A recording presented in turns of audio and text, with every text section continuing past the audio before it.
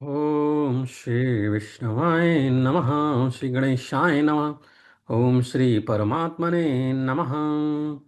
अथ श्री वराह पुराण। ओम नमो भगवते महावराहाय। भगवान वराह के प्रति पृथ्वी का प्रश्न और भगवान के उदर में विश्व ब्रह्मांड का दर्शन कर भयभीत हुई पृथ्वी द्वारा उनकी स्तुति। यह श्री वराह पुराण में प्रथम अध्याय है। आज इच्छा हुई कि भगवान वराह के विषय में थोड़ा जानें, और उस हेतु से आज इस पुराण के कुछ अध्याय पढ़ने की इच्छा हुई है, जो कि पढ़ के सुनाऊंगा। नारायणं नमस्कृत्य नरं चैव नरोत्तमं देवीं सरस्वतीं व्यासं ततो जयमुदीरयेत्। नमस्तस्मै वराहाय लीलयोद्धरते महीं खुरमध्यगतो यस्य मेरुः खणायते।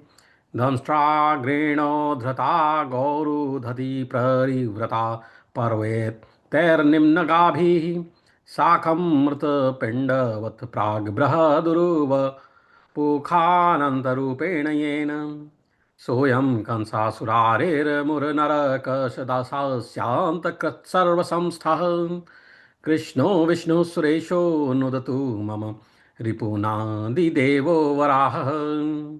अंतर्यामी नारायण स्वरूप भगवान वराह नर रत्न, नर ऋषि, उनकी लीला प्रकट करने वाली भगवती सरस्वती और उसके वक्ता भगवान व्यास को नमस्कार करके आसुरी संपत्तियों का नाश करके अंतःकरण पर विजय प्राप्त कराने वाले वराह पुराण का पाठ करना चाहिए।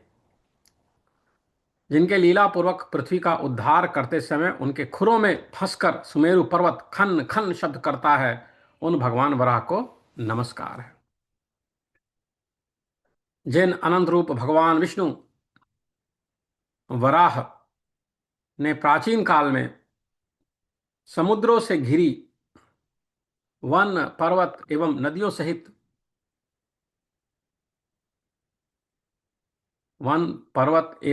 सहित पृथ्वी को अत्यंत विशाल शरीर के द्वारा अपनी दाढ़ के अग्रभाग पर मिट्टी के छोटे से ढेले की भांति उठा लिया था, वे कंस, मुर, नरक तथा रावण आदि असुरों का अंत करने वाले कृष्ण एवं विष्णु रूप से सब में व्याप्त देव देवेश्वर आदिदेव भगवान वराह मेरी सभी बाधाओं, काम, क्रोध, लोभ आदि आध्यात्मिक शत्रुओं को नष्ट करें। सूत जी कहते हैं कि पूर्व काल में जब सर्वव्यापी भगवान नारायण ने वराह रूप धारण करके अपनी शक्ति द्वारा एकार्णव की अनंत जल राशि में निमग्न पृथ्वी का उद्धार किया, उस समय पृथ्वी ने उनसे क्या पूछा? तो पृथ्वी ने कहा कि प्रभु, आप प्रत्येक कल्प में सृष्टि के आदि काल में इसी प्रकार मेरा उद्धार करते रहते हैं, परंतु केशव, आपके स्वरूप एवं सृष्टि के प्रारंभ के विषय में मैं आज तक न जान सकी। पृथ्वी माता ऐसा कहती हैं। जब वेद लुप्त हो गए उस समय आप मत्स्य रूप धारण कर समुद्र में प्रविष्ट हो गए थे और वहां से वेदों का उद्धार करके आपने ब्राह्मणों को दे दिया था। मधुसूदन, इसके अतिरिक्त जब देवता और दानव एकत्र होकर समुद्र का मंथन करने लगे, तब आपने कच्छपा अवतार ग्रहण करके मंदराचल पर्वत को धारण किया था। भगवान, आप संपूर्ण जगत के स्वामी हैं। जब मैं जल में डूब रही थी तब आपने रसातल से, जहां सब और जल ही जल था, अपनी एक दाढ़ पर रखकर मेरा उद्धार किया था। इसके अतिरिक्त जब वरदान के प्रभाव से हिरण्यकशिपु को असीम अभिमान हो गया था और वह पृथ्वी पर भांति भांति के उपद्रव करने लगा था, उस समय वह आपके द्वारा ही मारा गया था। देवाधिदेव, प्राचीन काल में आपने ही जमदग्नि नंदन परशुराम के रूप में अवतीर्ण होकर मुझे क्षय मुझे क्षत्रिय रहित कर दिया था। भगवान, आपने क्षत्रिय कुल में दास रथी श्री राम के रूप में अवतीर्ण होकर क्षत्रियोचित पराक्रम से रावण को नष्ट कर दिया था तथा वामन रूप से आपने ही बलि को बांधा था। प्रभु, मुझे जल से ऊपर उठाकर आप सृष्टि की रचना किस प्रकार करते हैं तथा इसका क्या कारण है?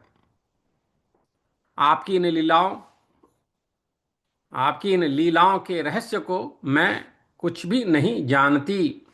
विभो, मुझे एक बार जल के ऊपर स्थापित करने के अनंतर आप किस प्रकार सृष्टि के पालन की व्यवस्था करते हैं?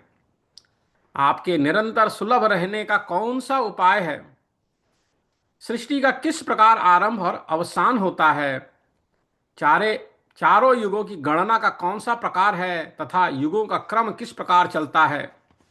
महेश्वर, उन युगों में किस युग की प्रधानता है तथा किस युग में आप कौन सी लीला किया करते हैं?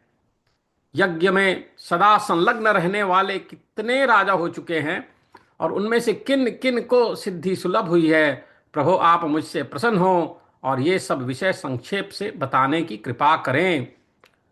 पृथ्वी के ऐसा कहने पर शूकर रूपधारी भगवान आदि वराह हंस पड़े। शूकर रूप धारण करके भगवान विष्णु का अवतार हुआ था। उनको रूप मतलब शुक्र का शुक्र रूप। तो पृथ्वी के ऐसा कहने पर शुक्र रूपधारी भगवान आदि वराह शुक्र रूपधारी भगवान आदि वराह हंस पड़े और हंसते समय उनके उदर में जगत धात्री पृथ्वी को महर्षियों सहित रुद्र वसु सिद्ध और देवताओं का समुदाय दिखने लगा। क्या दिखने लगा उनके पेट में? महर्षियों सहित रुद्र वसु सिद्ध और देवताओं का समुदाय दिखने लगा। साथ ही उसने वहां अपने अपने कर्तव्य पालन में तत्पर अपने अपने काम में लगे हुए सूर्य चंद्रमा ग्रहों और सातों लोगों को भी देखा। यह सब देखते ही भय और विस्मय से पृथ्वी के सभी अंग कांपने लगे। इस प्रकार पृथ्वी को भयभीत देखकर भगवान वराह ने अपना मुख बंद कर लिया। तब पृथ्वी ने उनको चतुर्भुज रूप धारण कर महासागर में शेषनाग की शैया पर सोए देखा। हरिओम। उनकी नाभि से कमल निकला हुआ था। फिर तो चारों भुजाओं से सुशोभित उन परमेश्वर को देखकर पृथ्वी ने हाथ जोड़ लिया और उनकी स्तुति की, उनका पूजा किया। क्या कही माता पृथ्वी? कहीं कमल नयन, यानी उनके नयन आंखें जो है कमल के समान है। आपके श्री अंगों में पीतांबर फहरा रहा है। आप स्मरण करते ही भक्तों के पापों का हरण करने वाले हैं। आपको बारंबार नमस्कार है।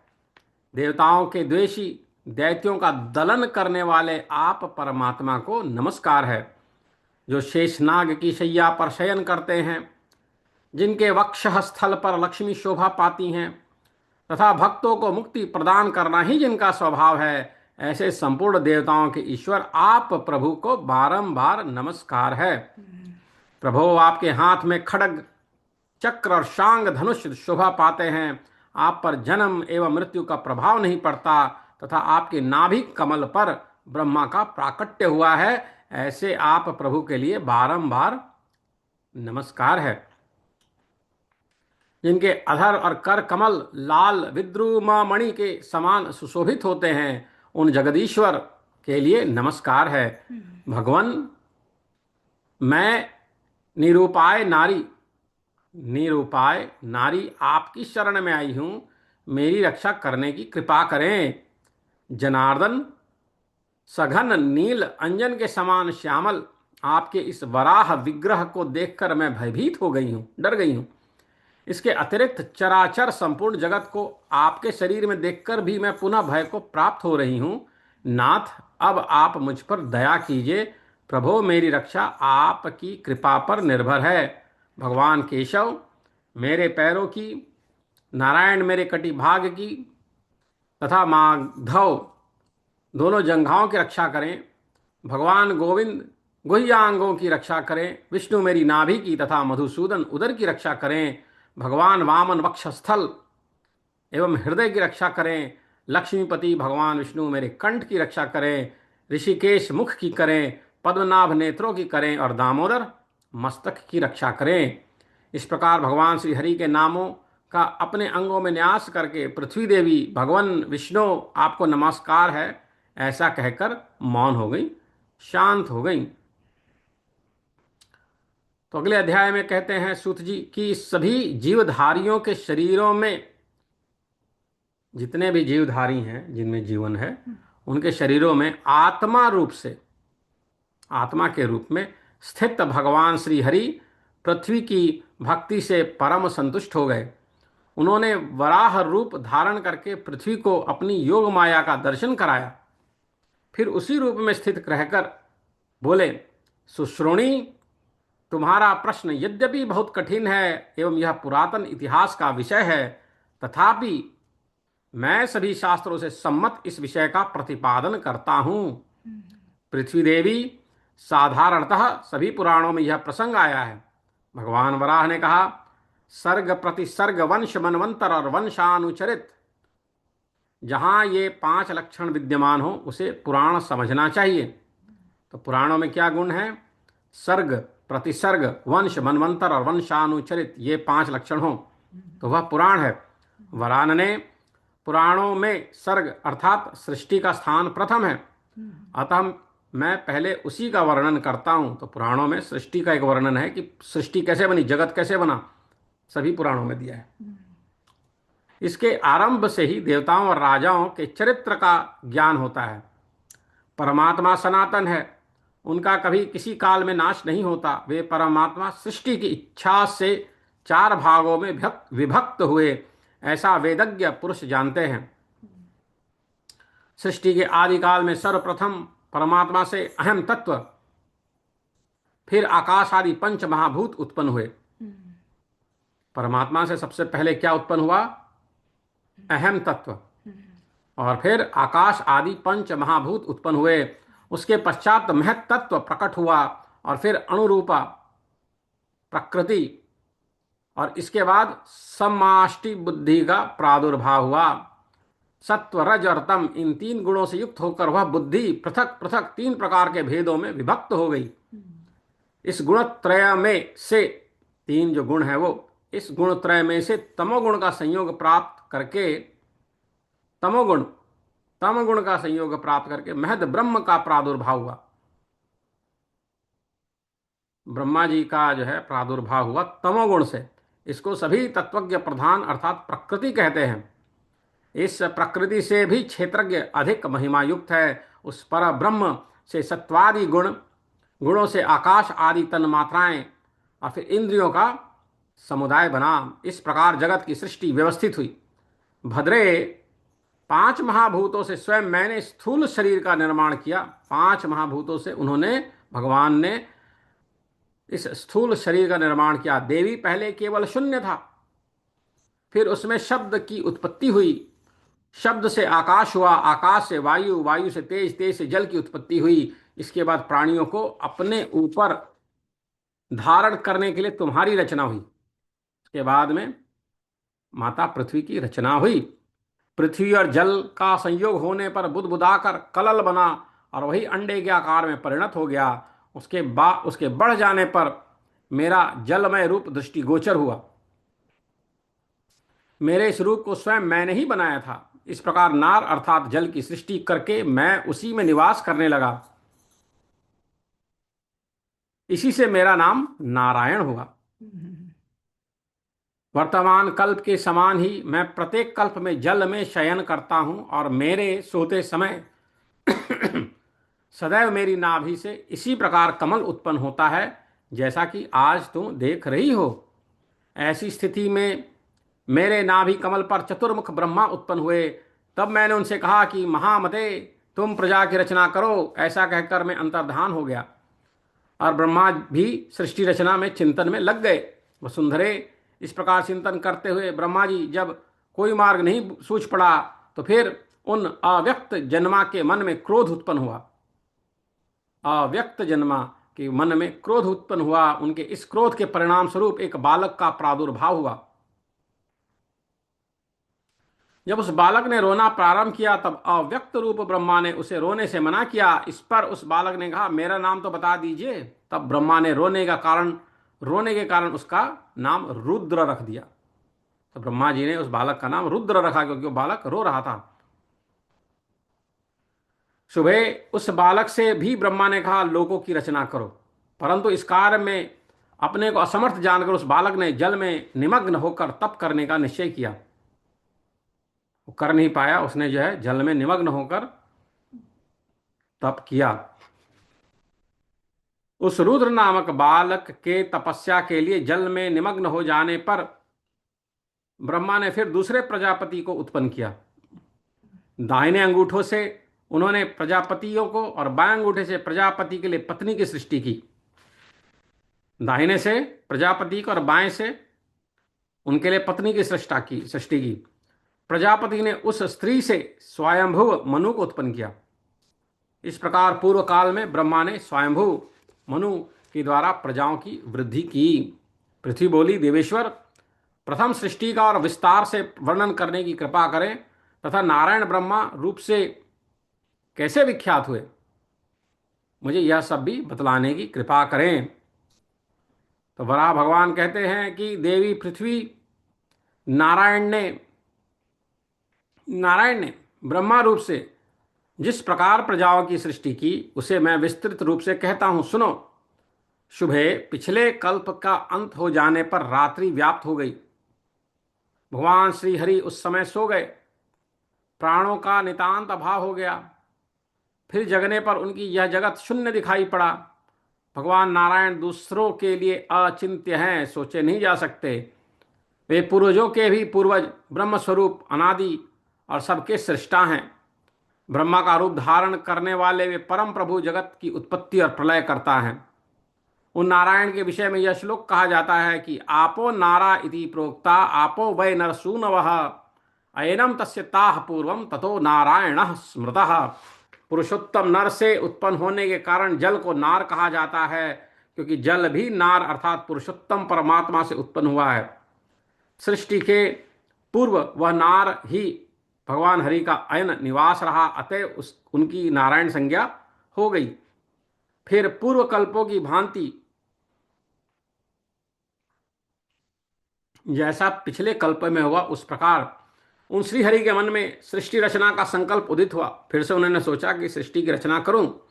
तब उनसे बुद्धि शून्य तमोमयी सृष्टि उत्पन्न हुई। पहले उन परमात्मा से तम, मोह, महामोह, तामिश्र और अंधता मिश्र, यह 5 पर्वों वाली अविद्या उत्पन्न हुई। उनके फिर चिंतन करने पर तमोगुण प्रधान चेतना रहित जड़, वृक्ष, गुल्म, लता, तृण और पर्वत रूप 5 प्रकार की सृष्टि उत्पन्न हुई। सृष्टि रचना के रहस्य को जानने वाले विद्वान इसे मुख्य सर्ग कहते हैं। फिर उन परम पुरुष के चिंतन करने पर दूसरी, पहले की अपेक्षा उत्कृष्ट सृष्टि रचना कार्य आरंभ हुआ। यह सृष्टि वायु के समान वक्र गति से या तिरछी चलने वाली हुई, जिसके फलस्वरूप इसका नाम तिर्यक स्रोत पड़ गया। इस सर्ग के प्राणियों की पशु आदि के नाम से प्रसिद्धि हुई। इस सर्ग को भी अपनी सृष्टि रचना के प्रयोजन में असमर्थ जानकर ब्रह्मा द्वारा पुनः चिंतन किए जाने पर एक और दूसरा सर्ग उत्पन्न हुआ। उस ऊर्ध्व स्रोत नामक तीसरा धर्मपरायण सात्विक सर्ग हुआ, जो देवताओं के रूप में ऊर्ध्व स्वर्ग आदि लोकों में रहने लगा। ये सभी देवता ऊर्ध्वगामी एवं स्त्री पुरुष संयोग के फलस्वरूप गर्भ से उत्पन्न हुए थे। इस प्रकार इन मुख्य सृष्टियों की रचना कर लेने पर भी जब ब्रह्मा ने पुनः विचार किया तो उनको ये भी प्रथम पुरुषार्थ मोक्ष के साधन में असमर्थ दिखे। तब फिर उन्होंने सृष्टि रचना का चिंतन करना प्रारंभ किया और पृथ्वी आदि नीचे के लोकों में रहने वाले अर्वाक स्रोत सर्ग की रचना की। इस अर्वाक स्रोत वाली सृष्टि में उन्होंने जिनको बनाया वे मनुष्य कहलाए और वे परम पुरुषार्थ के साधन योग्य थे। इनमें जो सत्व गुण विशिष्ट थे वे प्रकाश युक्त हुए रज एवं तमोगुण की जिनमें अधिकता थी, वे कर्मों का बारंबार अनुष्ठान करने वाले एवं दुख युक्त हुए। सुभगे, इस प्रकार मैंने इन 6 सर्गों का तुमसे वर्णन किया। इनमें पहला महतत्व संबंधी सर्ग, दूसरा तन मात्राओं से संबंधित भूत सर्ग और तीसरा वैकारिक सर्ग है जो इंद्रियों से संबंध रखता है। इस प्रकार समष्टि बुद्धि के संयोग से प्रकृति से उत्पन्न होने के कारण यह प्राकृत सर्ग कहलाया। चौथा मुख्य सर्ग है पर्वत वृक्ष आदि स्थावर पदार्थ ही इस मुख्य सर्ग के अंतर्गत हैं। वक्र गति वाले पशु पक्षी तिर्यक स्रोत में उत्पन्न होने से तिर्यक योनि या तैर्यक स्रोत के प्राणी कहे जाते हैं। विधाता की सभी सृष्टियों में उच्च स्थान रखने वाली छठी सृष्टि देवताओं की है। मानव उनकी 7वीं सृष्टि में आता है। सत्वगुण और तमोगुण मिश्रित 8वां अनुग्रह सर्ग माना गया है, क्योंकि इसमें प्रजाओं पर अनुग्रह करने के लिए ऋषियों की उत्पत्ति होती है। इनमें बाद के 5 वैकृत सर्ग और पहले के 3 प्राकृत सर्ग के नाम से जाने जाते हैं। नवा कौमार्ग सर्ग प्राकृत वैक्रम मिश्रित है। प्रजापति के ये 9 सर्ग कहे गए हैं। संसार की सृष्टि मूल कारण यही है। इस प्रकार मैंने इन सर्गों का वर्णन किया। अब तुम दूसरा कौन सा प्रसंग सुनना चाहती हो? भगवान वराह कहते हैं कि सर्वप्रथम ब्रह्मा द्वारा रुद्र आदि देवताओं की सृष्टि हुई। इसके बाद सनक आदि कुमारों तथा मरीचि प्रभृति मुनियों की रचना हुई। मरीचि, अत्रि, अंगिरा, पुलह, क्रतु, महान तेजस्वी पुलत्स्य, प्रचेता, भृगु, नारद एवं महातपस्वी वशिष्ठ, ये 10 ब्रह्मा जी के मानस पुत्र हुए। ये 10 ब्रह्मा जी के मानस पुत्र है। मरीचि, अत्रि, अंगिरा, पुलह, क्रतु, पुलत्स्य, प्रचेता, भृगु, नारद और वशिष्ठ। उन परमेष्ठी ने सनक आदि को निवृत्ति संज्ञक धर्म में तथा नारद जी के अतिरिक्त मरीचि आदि सभी ऋषियों को प्रवृत्ति संज्ञक धर्म में नियुक्त कर दिया। ये जो आदि प्रजापति हैं, इनका ब्रह्मा के दाहिने अंगूठे से प्राकट्य हुआ, इसी कारण से ये दक्ष कहलाते हैं। और इन्हीं के वंश के अंतर्गत ये सारा चराचर जगत है। देवता, दानव, गंधर्व, सरीसृप तथा पक्षीगण, ये सब दक्ष की कन्याओं से उत्पन्न हुए। इन सब में धर्म की विशेषता है। ब्रह्मा के जो रुद्र नामक पुत्र हैं, उनका प्रादुर्भाव क्रोध से हुआ था। जिस समय ब्रह्मा की भौहें रोष के कारण तन गई थी, तब उनके ललाट से इनका प्रादुर्भाव हुआ था। उस समय इनका शरीर अर्धनारीकेश्वर रूप में था। तुम स्वयं अपने को अनेक भागों में बांटो, इनसे यूं कहकर ब्रह्मा अंतर्धान हो गए। यह आज्ञा पाकर उन महाभाग ने स्त्री और पुरुष इन 2 भागों में अपने को विभाजित कर दिया। फिर अपने पुरुष रूप से उन्होंने 11 भागों को अपने 11 भागों में विभक्त किया। तभी से ब्रह्मा से प्रकट होने वाले इन 11 रुद्रों की प्रसिद्धि हुई। अनघे, तुम्हारी जानकारी के लिए मैंने इस रुद्र सृष्टि का वर्णन किया। अब मैं संक्षेप से युग महात्म्य का वर्णन करता हूं। सत्ययुग, त्रेता, द्वापर और कली, ये 4 युग हैं। इन चारों युगों में परम पराक्रमी तथा प्रचुर दक्षिणा देने वाले जो राजा हो चुके हैं, एवं जिन देवताओं और दानों ने ख्याति प्राप्त की है तथा जिन धर्म कर्मों का उन्होंने अनुष्ठान किया है, वह मुझसे सुनो। पूर्व काल की बात है। प्रथम कल्प में स्वयंभू मनु हुए। उनके 2 पुत्र उत्पन्न हुए, जिनके लोकोत्तर कर्म मनुष्यों के लिए असंभव ही थे। धर्म में श्रद्धा रखने वाले वे महाभाग प्रियव्रत और उत्तानपाद नाम से विख्यात हुए। प्रियव्रत में तपोबल था और वे महान यज्ञशाली थे। उन्होंने पुष्कल अधिक दक्षिणा वाले अनेक महायज्ञों द्वारा भगवान श्री हरि का यजन किया। उन्होंने 7 द्वीपों में अपने भरत आदि पुत्रों को अभिषिक्त कर दिया था और स्वयं वे महातपस्वी राजा वरदायिनी विशाला नगरी बद्रिकाश्रम में जाकर तपस्या करने लगे थे। महाराज प्रियव्रत चक्रवर्ती नरेश थे। धर्म का अनुष्ठान करना उनका स्वाभाविक गुण था। अतएव उनके तपस्या में लीन होने पर उनसे मिलने की इच्छा से वहां स्वयं नारद जी पधारे। नारद मुनि का आगमन आकाश मार्ग से हुआ था। उनका तेज सूर्य के समान छिटक रहा था। उन्हें देखकर महाराज प्रियव्रत को बड़ा हर्ष हुआ और उन्होंने आसन पाद्य एवं नैवेद्य से नारद जी का भली भांति सत्कार किया। तत्पश्चात उन दोनों में परस्पर वार्ता प्रारंभ हो गई। अंत में वार्तालाप की समाप्ति के समय राजा प्रियव्रत ने ब्रह्मवादी नारद जी से पूछा। राजा बोले, प्रियव्रत बोले, नारद जी, आप महान पुरुष हैं। इस सत्य युग में आपने कोई अद्भुत घटना देखी या सुनी हो तो उसे बताने की आप कृपा करें। तो नारद जी ने कहा, महाराज, अवश्य मैंने एक आश्चर्यजनक घटना देखी है, वह सुनो। कल मैं श्वेत द्वीप गया था, वहां पर एक सरोवर दिखलाई दिया। उस सरोवर में बहुत से कमल खिले हुए थे। उसके तट पर विशाल नेत्रों वाली एक कन्या खड़ी थी। उस कन्या को देखकर मैं अत्यंत आश्चर्य में पड़ गया। उसकी वाणी भी बड़ी मधुर थी। मैंने उससे कहा, भद्रे, तुम कौन हो और इस स्थान पर कैसे निवास करती हो और यह यहाँ तुम्हारा क्या काम है? मेरे इस प्रकार पूछने पर उस कुमारी ने एकटक नेत्रों से मुझे देखा, पर न जाने क्या सोचकर वह चुप ही रही। उसके देखते ही मेरा सारा ज्ञान पता नहीं कहाँ चला गया। राजन, संपूर्ण वेद, समस्त शास्त्र, योग शास्त्र, वेदों की शिक्षा आदि अंगों की मेरी सारी स्मृतियां और उस किशोरी ने मुझ पर दृष्टिपात करके ही अपहृत कर ली। तब मैं शोक और चिंता से ग्रस्त होकर महान विस्मय में पड़ गया। राजन, ऐसी स्थिति में मैंने उस कुमारी की शरण ग्रहण की। इतने में ही मुझे उस कुमारी के शरीर में एक दिव्य पुरुष दृष्टिगोचर हुआ।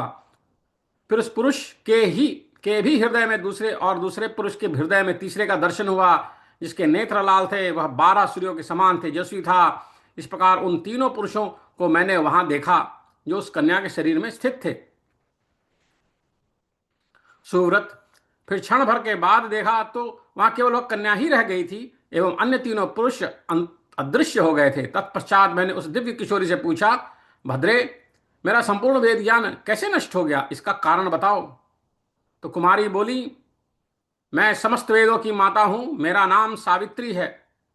तुम मुझे नहीं जानते, इसी के फलस्वरूप मैंने तुमसे वेदों को अपहृत कर लिया। तुम मुझे नहीं जानते, इसी के फलस्वरूप मैंने तुमसे वेदों को अपहृत कर लिया। तपस्वी, तप रूपी धन का संचय करने वाले राजन, उस कुमारी के इस प्रकार कहने पर मैंने विस्मय विमुग्ध होकर पूछा, शोभने, ये पुरुष कौन थे, मुझे यह बताने की कृपा करो। तो कुमारी बोली, मेरे शरीर में विराजमान इन पुरुषों की जो तुम्हें झांकी मिली है, इनमें से जिसके सभी अंग परम सुंदर हैं, इसका नाम ऋग्वेद है। यह स्वयं भगवान नारायण का स्वरूप है। यह अग्निमय है। इसके सस्वर पाठ करने से समस्त पाप तुरंत भस्म हो जाते हैं। इसके हृदय में यह जो दूसरा पुरुष तुम्हें दृष्टि गोचर हुआ है, जिसकी उसी से उत्पत्ति हुई है, वह यजुर्वेद के रूप में स्थित महाशक्तिशाली ब्रह्मा है। फिर उसके वक्षस्थल में भी प्रविष्ट जो यह परम पवित्र और उज्ज्वल पुरुष दिख रहा है, इसका नाम सामवेद है। यह भगवान शंकर का स्वरूप माना गया है। स्मरण करने पर सूर्य के समान संपूर्ण पापों को यह तत्काल नष्ट कर देता है। ब्रह्मन, तुमको दृष्टिगोचर हुए ये दिव्य पुरुष तीनों वेदी हैं। नारद, तुम ब्रह्मपुत्रों के शिरोमणि और सर्व ज्ञान संपन्न हो। यह सारा प्रसंग मैंने तुम्हें संक्षेप से बता दिया। अब तुम पुनः सभी वेद और शास्त्रों को तथा अपनी सर्वज्ञता को पुनः प्राप्त करो। इस वेद सरोवर में तुम स्नान करो। इसमें स्नान करने से तुम्हें अपनी पूर्व जन्म की स्मृति हो जाएगी। राजन, यह कहकर वह कन्या अंतर्ध्यान हो गई। तब मैंने उस सरोवर में स्नान किया और तदनंतर आपसे मिलने की इच्छा से यहां चला आया। तो प्रियव्रत बोले कि भगवान, आपके द्वारा पूर्व जन्मों में जो जो कार्य संपन्न हुए हैं, उन सबको मुझे बताने की कृपा करें, क्योंकि देवर्षि उन्हें सुनने की मुझे बड़ी उत्कंठा है। नारद जी ने कहा, राजेंद्र, कुमारी सावित्री की बात सुनकर उस वेद सरोवर में मैंने जो ही स्नान किया, उस क्षण मुझे अपने हजारों जन्मों की बातें स्मरण हो आई। अब तुम मेरे पूर्व जन्म की बात सुनो। अवंती नाम की एक पुरी है। मैं पूर्व जन्म में उसमें निवास करने वाला एक श्रेष्ठ ब्राह्मण था। उस जन्म में मेरा नाम सारस्वत था और सभी वेद वेदांग मुझे सम्यक अभ्यस्त थे। राजन, यह दूसरे सतयुग की बात है। उस समय मेरे पास बहुत से सेवक थे, धन धान्य की अटूट राशि थी, भगवान ने उत्तम बुद्धि भी दे दी थी। एक बार मैं एकांत में बैठकर विचार करने लगा कि संसार द्वंद्व स्वरूप है। इसमें सुख दुख हानि लाभ आदि का चक्र सदा चलता रहता है। मुझे ऐसे संसार से क्या लेना देना है? अतः मुझे अब अपनी सारी सांसारिक धन संपदा पुत्रों को सौंपकर तपस्या करने के लिए तुरंत सरस्वती नदी के तट पर चले जाना चाहिए। यह विचार करने के पश्चात क्या यह तत्काल करना उचित होगा? इस जिज्ञासा को लेकर मैंने भगवान से प्रार्थना की। फिर भगवान की आज्ञा अनुसार मैंने श्राद्ध द्वारा पितरों को, यज्ञ द्वारा देवताओं को तथा दान द्वारा अन्य लोगों को भी संतुष्ट किया। राजन, तत्पश्चात सभी ओर से निश्चित होकर मैं सारस्वत नामक सरोवर पर, जो इस समय पुष्कर तीर्थ के नाम से विख्यात है, चला गया। वहां जाकर परम मंगल में पुराण पुरुष भगवान विष्णु के नारायण मंत्र ओम नमो नारायणाय नारायणाय ओम नमो नारायणाय का जप एवं ब्रह्म पार नामक उत्तम स्तोत्र का पाठ करता हुआ मैं भक्तिपूर्वक आराधना करने लगा। तब परम प्रसन्न होकर स्वयं भगवान श्री हरि मेरे सम्मुख प्रत्यक्ष रूप से प्रकट हो गए। प्रियव्रत बोले, भगवान, हे महाभाग देवर्षे, ब्रह्मपात्र स्तोत्र कैसा है? इसे मैं सुनना चाहता हूं। आप मुझ पर सदा प्रसन्न रहते हैं, अतएव कृपा पूर्वक मुझे इसका उपदेश करें। तो नारद जी ने कहा कि जो परात्पर अमृत स्वरूप सनातन अपार शक्तिशाली एवं जगत के परम आश्रय हैं, जो परात्पर अमृत स्वरूप सनातन अपार शक्तिशाली एवं जगत के परम आश्रय हैं, उन पुराण पुरुष भगवान महाविष्णु को मैं निरंतर नमस्कार करता हूं। जो पुरातन अतुलनीय श्रेष्ठ से भी श्रेष्ठ एवं प्रचंड तेजस्वी हैं, जो गहन गंभीर बुद्धि विचार करने वालों में प्रधान तथा जगत के शासक हैं, उन श्रीहरि को मैं प्रणाम करता हूं। जो पर से भी पर हैं, जिनसे परे दूसरा कोई है ही नहीं, जो दूसरों को आश्रय देने वाले उन महान पुरुष हैं, जिनका धाम विशुद्ध एवं विशाल है, ऐसे पुराण पुरुष भगवान नारायण की परम शुद्ध भाव से मैं स्तुति करता हूं। सृष्टि के पूर्व जब केवल शून्य मात्र था, उस समय पुरुष रूप से जिन्होंने प्रकृति की रचना की, वे भक्तजनों में प्रसिद्ध शुद्ध स्वरूप पुराण पुरुष भगवान नारायण मेरे लिए शरण हो। जो परात्पर अपार स्वरूप पुरातन नीतिज्ञों में श्रेष्ठ, क्षमाशील, शांति के आगार तथा जगत के शासक हैं, उन कल्याण स्वरूप भगवान नारायण की मैं सदा स्तुति करता हूँ। जिनके हजारों मस्तक हैं, असंख्य चरण और भुजाएं हैं, चंद्रमा और सूर्य जिनके नेत्र हैं, क्षीर सागर में जो शयन करते हैं, उन अविनाशी सत्य स्वरूप परम प्रभु भगवान नारायण की मैं स्तुति करता हूं। जो वेद त्रयी के अवलंबन द्वारा जाने जाते हैं, जो पर ब्रह्म रूप एक मूर्ति से द्वादश आदित्य रूप 12 मूर्तियों में अभिव्यक्त होते हैं, जो ब्रह्मा विष्णु और महेश रूप 3 परमोज्ज्वल मूर्तियों में स्थित हैं, जो अग्नि रूप में दक्षिणाग्नि, गार्हपत्य और आवाहनीय इन 3 भेदों में विभक्त होते हैं, जो स्थूल सूक्ष्म तथा कारण इन 3 तत्वों के अवलंबन द्वारा लक्षित होते हैं, जो भूत वर्तमान और भविष्य रूप से त्रिकालात्मक हैं तथा सूर्य चंद्रमा एवं अग्नि रूप 3 नेत्रों से युक्त हैं, उन अप्रमेय स्वरूप भगवान नारायण को मैं प्रणाम करता हूं। जो अपने श्री विग्रह को सत्य युग में शुक्ल, त्रेता में रक्त, द्वापर में पीत वर्ण अनुरंजित और कलयुग में कृष्ण वर्ण में प्रकाशित करते हैं, उन पुराण पुरुष श्रीहरि को मैं नमस्कार करता हूं। जिन्होंने अपने मुख से ब्राह्मणों का, भुजाओं से क्षत्रियों का, दोनों जंघाओं से वैश्यों का तथा चरणों के अग्रभाग से शूद्रों का सृजन किया, उन विश्वरूप पुराण पुरुष भगवान नारायण को मैं प्रणाम करता हूं। जो परे से भी परे, सर्वशास्त्र पारंगत, अप्रमेय और योद्धाओं में श्रेष्ठ हैं, साधुओं के परित्राण रूप कार्य के निमित्त जिन्होंने श्री कृष्ण अवतार धारण किया है तथा जिनके हाथ ढाल, तलवार, गदा और अमृतमय कमल से सुशोभित हैं, उन अप्रमेय स्वरूप भगवान नारायण को मैं प्रणाम करता हूं। राजन, इस प्रकार स्तुति करने पर देवाधिदेव भगवान नारायण प्रसन्न होकर मेघ के समान गंभीर वाणी में मुझसे बोले, वर मांगो। तब मैंने उन प्रभु के शरीर में लय होने की इच्छा व्यक्त की। मेरी बात सुनकर उन सनातन देवेश्वर ने मुझसे कहा, ब्राह्मण, अभी तुम शरीर धारण करो, क्योंकि इसकी आवश्यकता है। तुमने अभी जो तपस्या प्रारंभ करने के पूर्व पितरों को नार दान किया है, जल दान किया है, अतः अब से तुम्हारा नाम नारद होगा। नारम पानीयमित्युक्तम पितॄणां तद्ददौ भवान तदा प्रभृति ते नाम नारदेति भविष्यति। ऐसा कहकर भगवान नारायण तुरंत ही मेरी आंखों से ओझल हो गए। समय आने पर मैंने वह शरीर छोड़ दिया।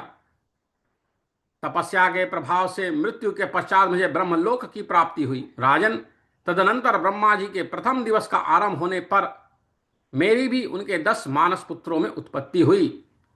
संपूर्ण देवताओं की भी सृष्टि वह प्रथम दिन है, इसमें कोई संशय नहीं है। इसी प्रकार भगवत धर्मानुसार सारे जगत की सृष्टि होती है। राजन, यह मेरे प्राकृत जन्म का प्रसंग है जिसके विषय में तुमने प्रश्न किया था।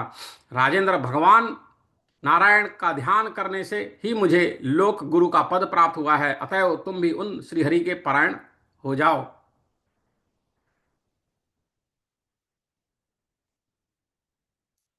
पृथ्वी बोली, भगवान जो सनातन देवाधिदेव परमात्मा नारायण हैं, वे भगवान के परिपूर्णतम स्वरूप हैं या नहीं? आप इसे स्पष्ट बताने की कृपा करें। जो सनातन देवाधिदेव परमात्मा नारायण हैं, वे भगवान के परिपूर्णतम स्वरूप हैं या नहीं, आप इसे स्पष्ट बताने की कृपा करें। तो इस पर भगवान वराह कहते हैं कि समस्त प्राणियों को आश्रय देने वाली पृथ्वी, मत्स्य, कश्यप, वराह, नरसिंह, वामन, परशुराम, राम, कृष्ण, बुद्ध और कल्कि, ये 10 उन्हीं सनातन परमात्मा के स्वरूप कहे जाते हैं। शोभने, उनके साक्षात दर्शन पाने की अभिलाषा रखने वाले पुरुषों के लिए ये सोपान रूप है। उनका जो परिपूर्णतम स्वरूप है उसे देखने में तो देवता भी असमर्थ है। वे मेरे एवं पूर्वोक्त अन्य अवतारों के रूप का दर्शन करके ही अपनी मनोकामना पूर्ण करते हैं। ब्रह्मा उन्हीं की रजोगुण और तमोगुण मिश्रित मूर्ति हैं। उनके माध्यम से ही श्री हरि संसार की सृष्टि एवं संचालन करते हैं। धरणी, तुम उन्हीं भगवान नारायण की आदि मूर्ति हो। उनकी दूसरी मूर्ति जल और तीसरी मूर्ति तेज है। धरणी, तुम उन्हीं भगवान नारायण की आदि मूर्ति हो। उनकी दूसरी मूर्ति जल और तीसरी मूर्ति तेज है। इसी प्रकार वायु को चौथी और आकाश को पांचवी मूर्ति कहते हैं। ये सभी उन्हीं परब्रह्म परमात्मा की मूर्तियां हैं। इनके अतिरिक्त क्षेत्रज्ञ, बुद्धि और अहंकार, ये 3 उनकी मूर्तियां हैं। अधिक ये उनकी 3 मूर्तियां और हैं। इस प्रकार उनकी 8 मूर्तियां हैं। देवी, यह सारा जगत भगवान नारायण से ओतप्रोत है। यह सारा जगत भगवान नारायण से ओतप्रोत है। मैंने तुम्हें ये सभी बातें बता दी, अब तुम दूसरा कौन सा प्रसंग सुनना चाहती हो? तो पृथ्वी बोली, भगवान नारद जी के द्वारा भगवान श्री हरि के परायण होने के लिए कहने पर राजा प्रियव्रत किस कार्य में प्रवृत्त हुए, मुझे यह बताने की कृपा करें। तो भगवान वराह कहते हैं कि पृथ्वी, मुनिवर नारद की विस्मयजनक बात सुनकर राजा प्रियव्रत को महान आश्चर्य हुआ। उन्होंने अपने राज्य को 7 भागों में बांटकर पुत्रों को सौंप दिया और स्वयं तपस्या में संलग्न हो गए। परब्रह्म परमात्मा के नारायण नाम का जप करते करते उनकी मनोवृत्ति भगवान नारायण में स्थिर हो गई। अतः उन्हें देहत्याग के पश्चात भगवान के परम धाम की प्राप्ति हुई। सुंदरी, अब ब्रह्मा जी से संबंध रखने वाला एक दूसरा प्रसंग है, उसे सुनो। प्राचीन काल में अश्वशिरा नाम के एक परम धार्मिक राजा थे। उन्होंने अश्वमेध यज्ञ के द्वारा भगवान नारायण का यजन किया था, जिसमें उन्होंने बहुत बड़ी दक्षिणा बांटी थी। यज्ञ की समाप्ति पर उन राजा ने अवभृत स्नान किया। इसके पश्चात वे ब्राह्मणों से घिरे हुए बैठे थे। उसी समय भगवान कपिल देव वहां पधारे। उनके साथ योगीराज जैगिषव्य,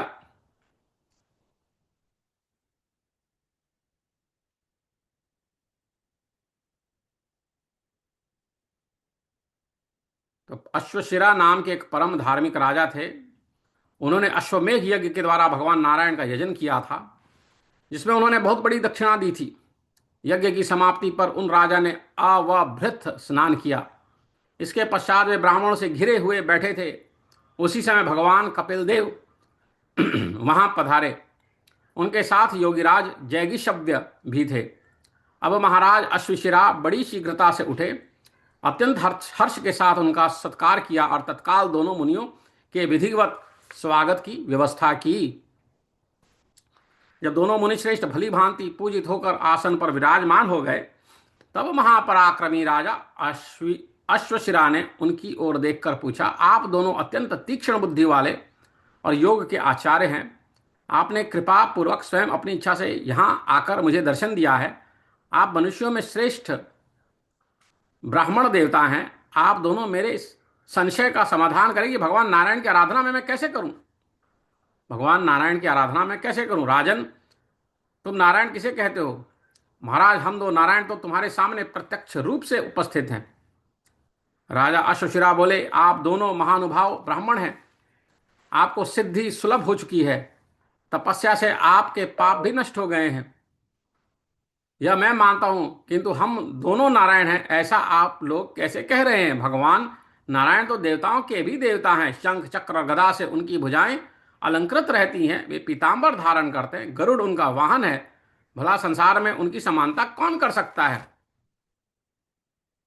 भगवान वराह कहते हैं कि कपिल और जैगीषव्य ये दोनों ऋषि कठोर व्रत का पालन करने वाले थे। वे राजा अश्वशिरा की बात सुनकर हंस पड़े और बोले, राजन, तुम विष्णु का दर्शन करो। इस प्रकार कहकर कपिल जी उसी क्षण स्वयं विष्णु बन गए और जैगिष्व्य ने गरुड़ का रूप धारण कर लिया। अब तो उस समय राजाओं के समूह में हाहाकार मच गया। गरुड़ वाहन सनातन भगवान नारायण को देखकर महान यशस्वी राजा अश्वशिरा हाथ जोड़कर कहने लगे, विप्रवरों, आप दोनों शांत हो। भगवान विष्णु ऐसे नहीं हैं जिनकी नाभि से उत्पन्न कमल पर प्रकट होकर ब्रह्मा अपने रूप से विराजते हैं। वह रूप परम प्रभु भगवान विष्णु का है। कपिल और जैगीषव्य ये दोनों मुनियों में श्रेष्ठ थे। राजा अश्वशिरा की उक्त बात सुनकर उन्होंने योग माया का विस्तार कर दिया। अब कपिल देव पद्मनाभ विष्णु के तथा जैगीषव्य प्रजापति ब्रह्मा के रूप में परिणत हो गए। कमल के ऊपर ब्रह्मा जी सुशोभित होने लगे और उनके श्री विग्रह से काल आग्नि के तुल्य लाल नेत्रों वाले परम तेजस्वी रुद्र का प्राकट्य हो गया।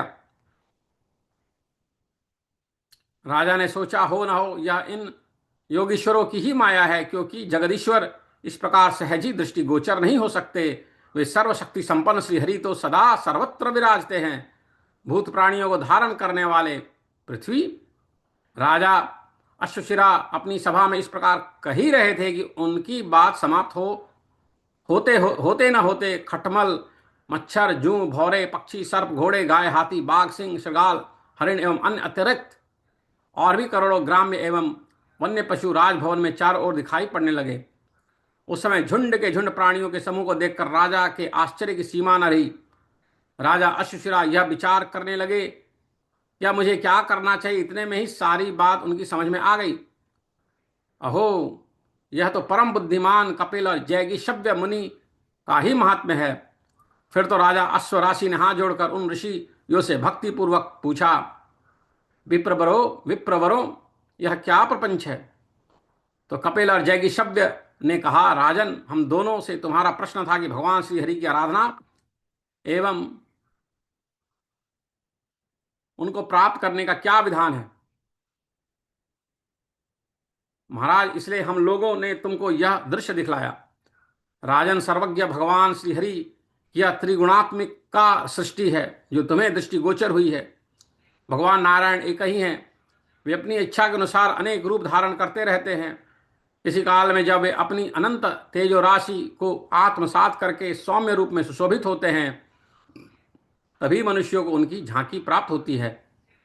अतः उन नारायण की अव्यक्त रूप में आराधना सद्य फलवती नहीं हो पाती। श्री भगवद गीता में भगवान श्री कृष्ण ने भी कहा है कि क्लेशो अधिकतर स्तेषाम अव्यक्ता सक्त चेतसाम अव्यक्ता ही गतिर दुखम देह वद्भिरवाप्यते। उन सच्चिदानंद घन निराकार ब्रह्म में आसक्त चित्त वाले पुरुषों के साधन में क्लेश विशेष है, क्योंकि देहाभिमानियों के द्वारा अव्यक्त विषय गति दुख पूर्वक प्राप्त की जाती है।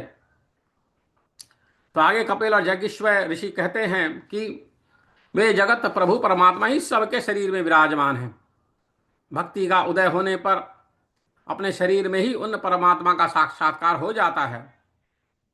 वे परमात्मा किसी स्थान विशेष में ही रहते हैं ऐसे कोई बात नहीं, वे तो सर्वव्यापक हैं। महाराज, इसी निमित्त हम दोनों के प्रभाव से तुम्हारे सामने यह दृश्य उपस्थित हुआ है।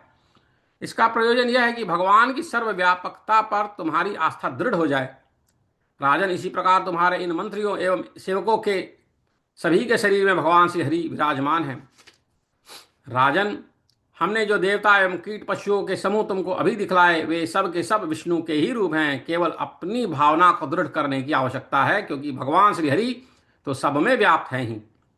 उनके समान दूसरा कोई भी नहीं है। ऐसी भावना से उन श्री हरि की सेवा करनी चाहिए। राजन, इस प्रकार मैंने सच्चे ज्ञान का तुम्हारे सामने वर्णन कर दिया। अब तुम अपनी परिपूर्ण भावना से भगवान नारायण का, जो सबके परम गुरु हैं, स्मरण करो।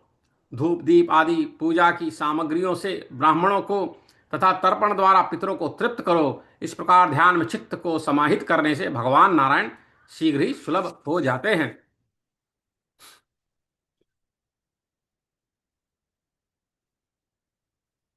तो आगे राजा अश्वशिरा पूछते हैं, बोलते हैं कि मुनिवरों, मेरे मन में एक संदेह है, उसे दूर करने में आप दोनों पूर्ण समर्थ हैं। उसके फलस्वरूप मुझे मुक्ति सुलभ हो सकती है। उनके इस प्रकार कहने पर योगीश्वर परम धर्मात्मा कपिल मुनि ने यज्ञ करने वालों में श्रेष्ठ उस राजा से कहा। कपिल जी ने कहा, राजन, तुम परम धार्मिक हो, तुम्हारे मन में क्या संदेह है, बताओ, उसे सुनकर मैं दूर कर दूंगा। तो राजा अश्वशिरा बोले, मुने, मोक्ष पाने का अधिकारी कर्मशील पुरुष है या ज्ञानी?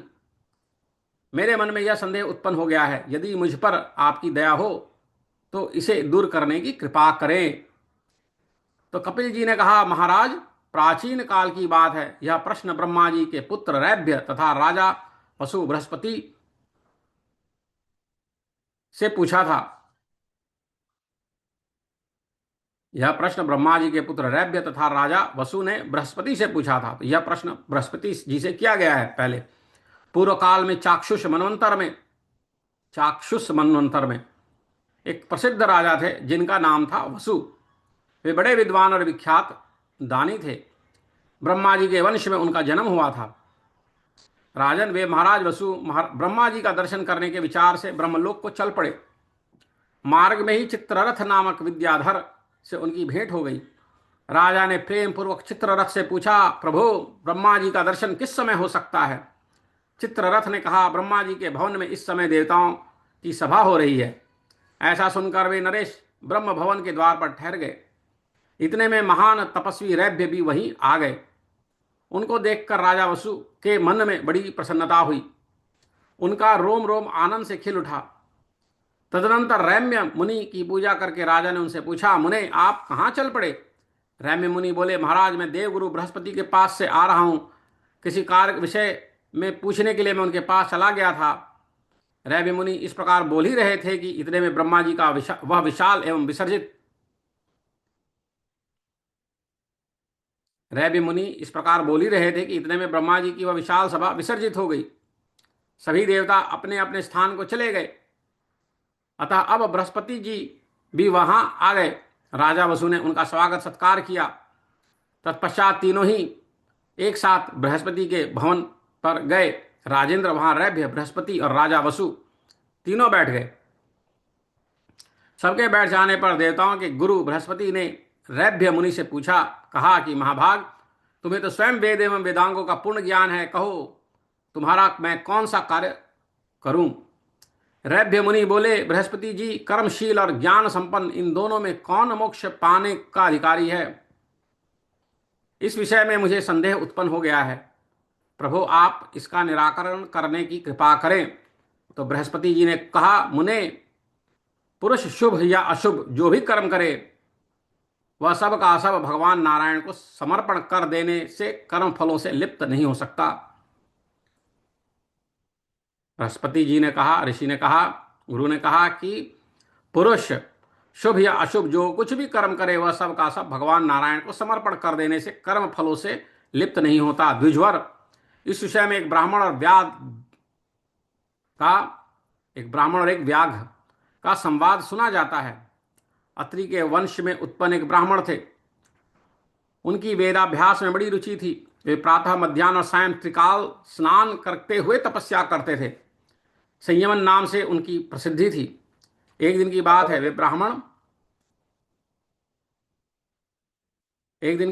ब्राह्मण धर्मारण्य क्षेत्र में परम पुण्यमयी गंगा नदी के तट पर स्नान करने के उद्देश्य से गए। वहां मुनि ने निष्ठुर वहां मुनि ने निष्ठुरक नाम के व्याघ्र को देखकर उसे मना करते हुए कहा, भद्र, तुम निंद्य कर्म मत करो।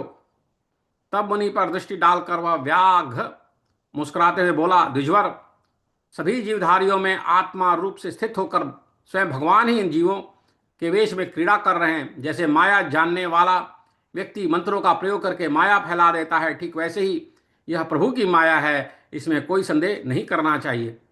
विप्रवर, मोक्ष की इच्छा करने वाले मनुष्य को चाहिए कि वे कभी भी अपने मन में अहम भाव को न टिकने दें।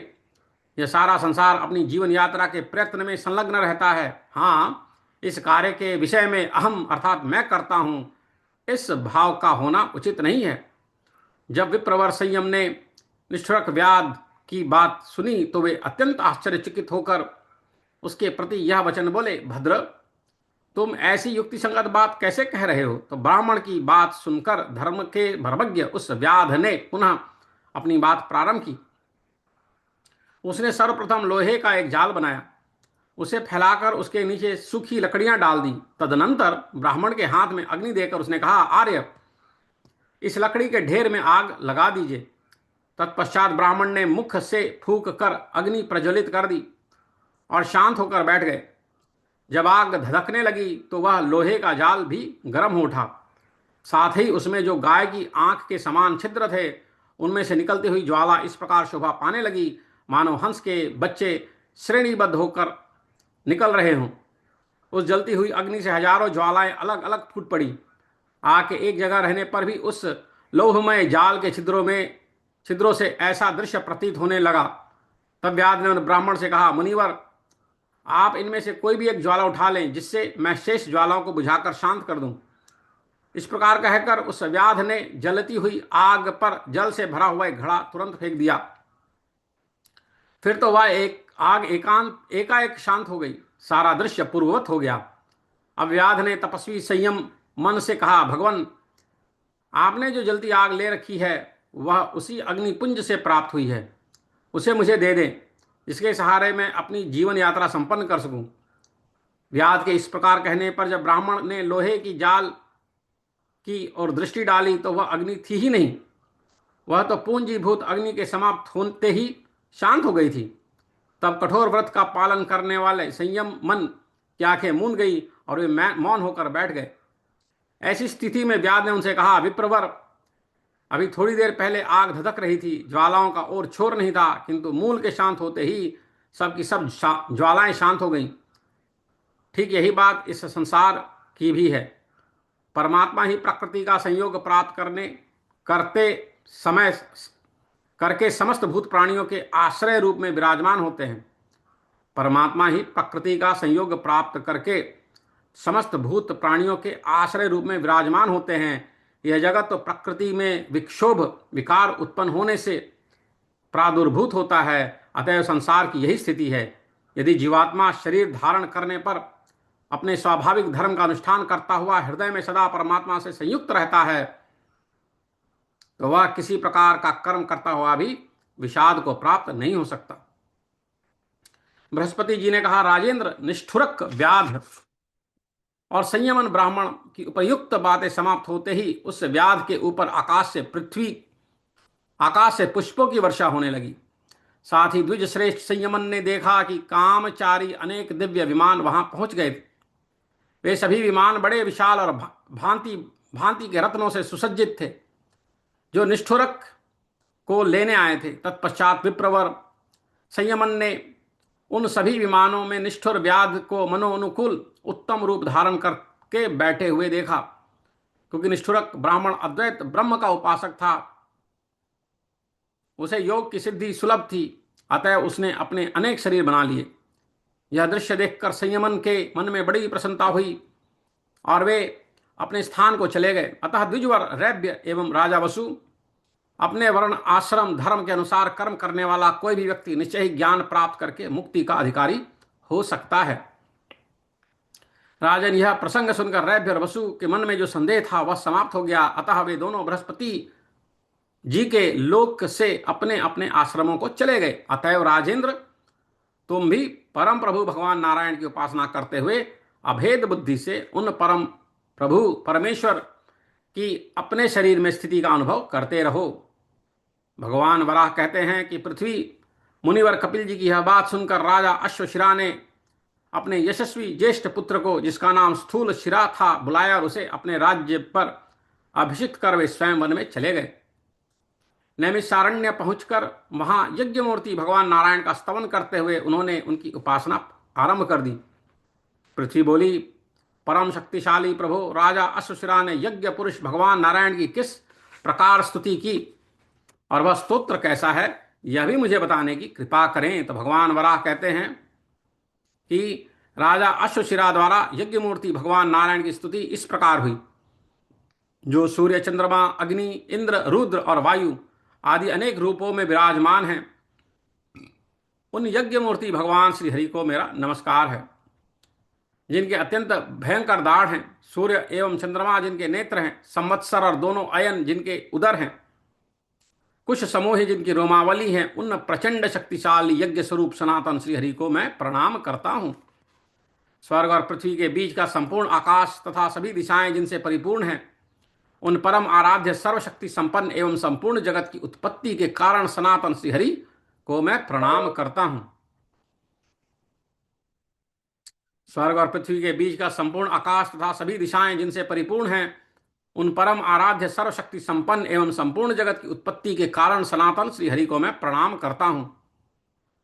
जिन पर कभी देवताओं और दानवों का प्रभुत्व स्थापित नहीं होता, जो प्रत्येक युग में विजयी होने के लिए प्रकट होते हैं, जिनका कभी जन्म नहीं होता, जो स्वयं जगत की रचना करते हैं, उन यज्ञ रूपधारी परम प्रभु भगवान नारायण को मैं नित्य नमस्कार करता हूं। जो महातेजस्वी श्री हरि शत्रुओं पर विजय प्राप्त करने के लिए महामाया में परम प्रकाशयुक्त जाजल्यमान सुदर्शन चक्र धारण करते हैं तथा शांग, धनुष एवं शंख आदि से जिनकी चारों भुजाएं सुशोभित होती हैं, उन यज्ञ रूपधारी भगवान नारायण को मैं नित्य नमस्कार करता हूं।